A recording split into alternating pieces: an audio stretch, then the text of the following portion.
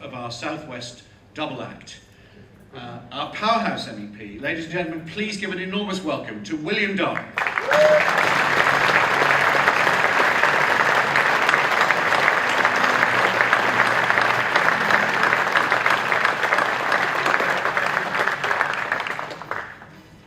Thank you very much, Drew, thank you, Steve, and thanks everybody for coming.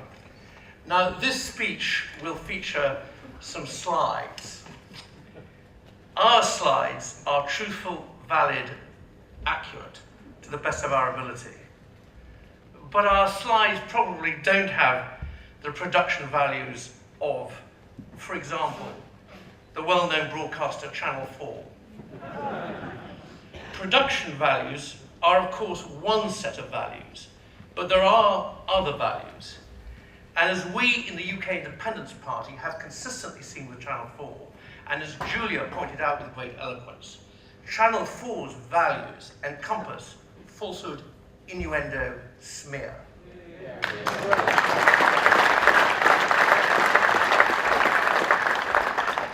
Now, to the European Union, the EU. We in Britain are in a relationship with the EU, and that relationship has become dependent, dysfunctional, auto-destructive. But other countries have different relationships, better relationships with their trading partners. Let's take a look at the North American Free Trade Area, which is usually known by its initials as NAFTA.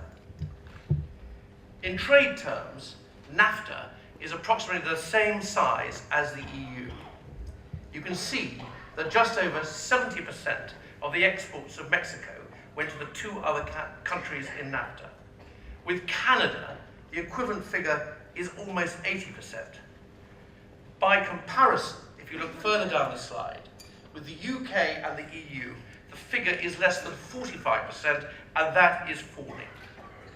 Nevertheless, we are constantly told that because maybe 45% of our exports go to the EU, that is in itself sufficient reason for the UK to be in the EU political union. As we've just seen, Canada and Mexico have a much higher proportion of their exports going to the North American Free Trade Area.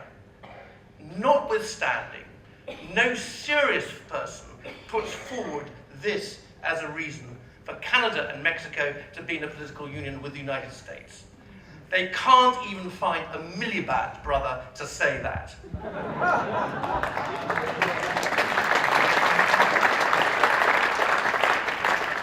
We should also note that with NAFTA, there are border posts between the United States and Canada, and there are border controls between the United States and Mexico. In the very successful trading bloc that is NAFTA, there is no free movement of people, none at all. The fact is, you can trade and trade successfully without free movement, which in reality is a right of permanent settlement. And it's a pity that our British Prime Minister thinks and says something different.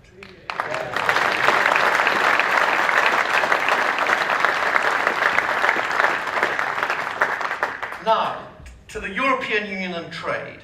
The essential background is that the UK has been a leader in international trade for centuries, long before the European Union was even thought of. Now I'm going to go to my next slide here. This slide shows the value of trade between 20 countries outside the EU and the EU member states in 2013.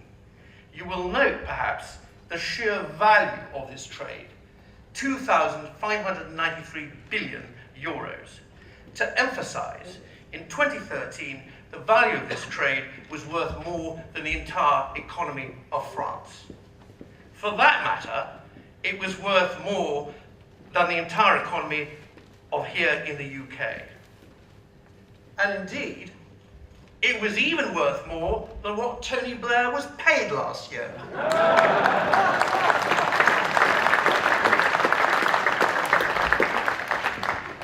It's also important to note that 6 of the top 10, indeed 11 of the top 20 trading countries do not have trade agreements with the EU.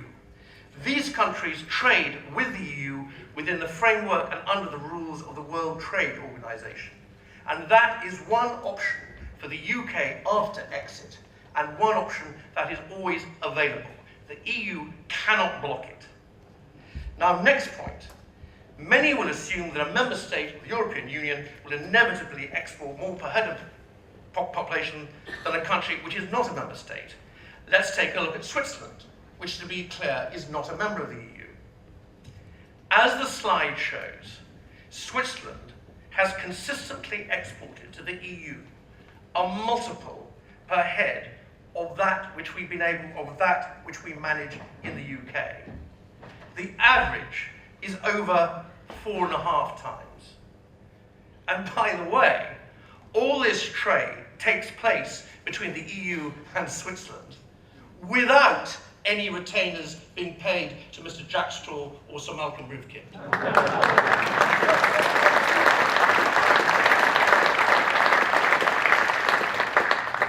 The point is this: a country does not have to be in the European Union in order to be able to trade with it and to trade very successfully. We would absolutely not be leaving EU markets when we exit the EU. Again, it is crystal clear that trade would continue. That all trade would cease is not a tenable proposition. The facts are clear. It is just not true. And it follows that the myth of the 3 million jobs to be lost is not only a myth, it is a deliberate deceit on the electors of our country.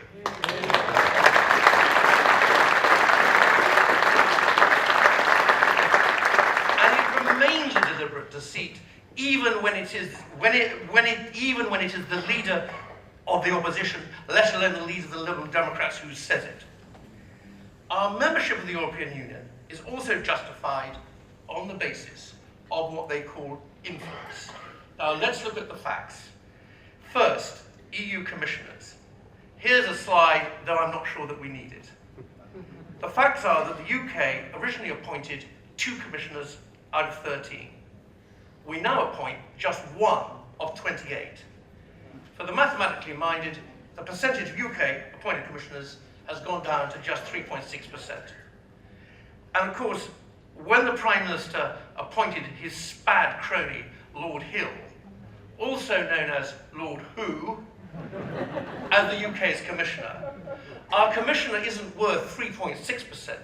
It's more like 0.6%, and even that's on a good day.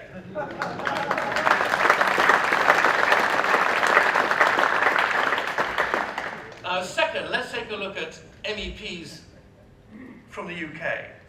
We used to have 19.8% in 1979. Now it's less than half that. Third, and finally, let's look at the UK's vote in the Council of Ministers. It used to be 17%. It also is now less than half that. The UK has tried to block proposals from the EU Commission in the Council 55 times in the last 5 years. And I'm sure we're all wondering how many of those 55 proposals from the EU Commission that affect the UK that the UK has actually succeeded in blocking. Is it perhaps 35 of the 55? No.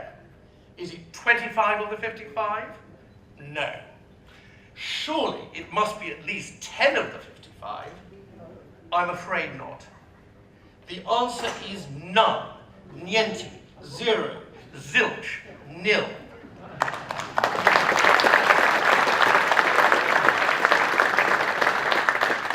The fact of the matter is that the chant of influence, influence, influence that one hears all the time from Europhile politicians and their hangers-on in the media has absolutely no basis in reality at all.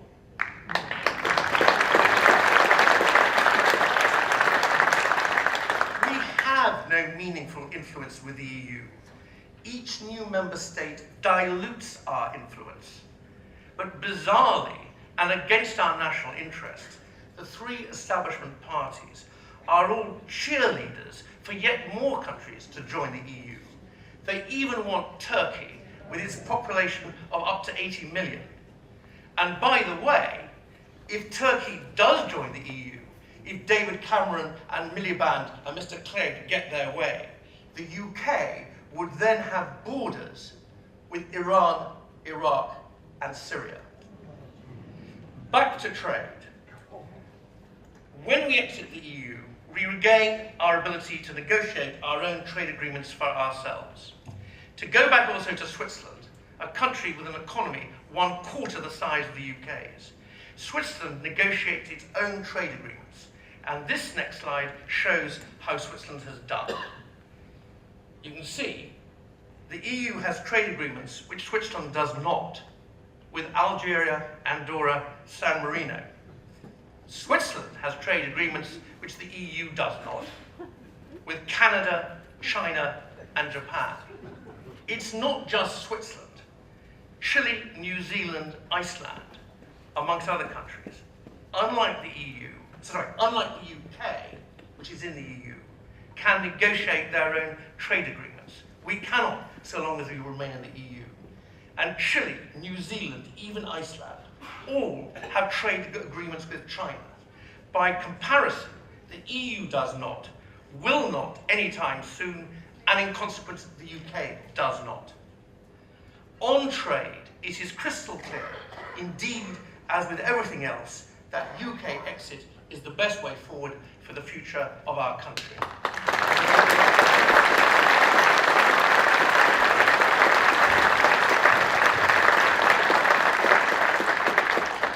But that's the future. At the present time, our commerce, business, and industries are hampered by alien regulation. Our English common law is made inferior to the rulings of foreign courts. Our National Health Service is hobbled by EU directive. Our people can be subjected to the European Arrest Warrant. Our fish are stolen. We cannot even choose what vacuum cleaners we use, how cider is taxed, or the voltage in our ovens. The European Commission extends its sway over us, even unto light bulbs.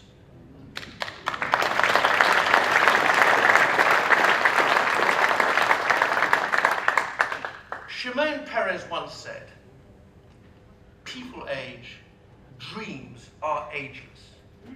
And we in UKIP have a dream, and our dream is of an independent country that is not a province in a protectionist European superstate.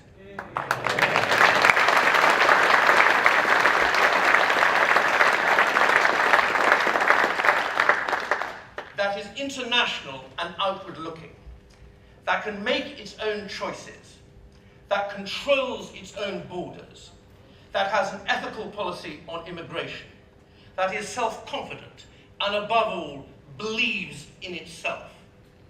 We believe in Britain. That is above all what we in UKIP stand for. And Mr. Chairman, thank you very much.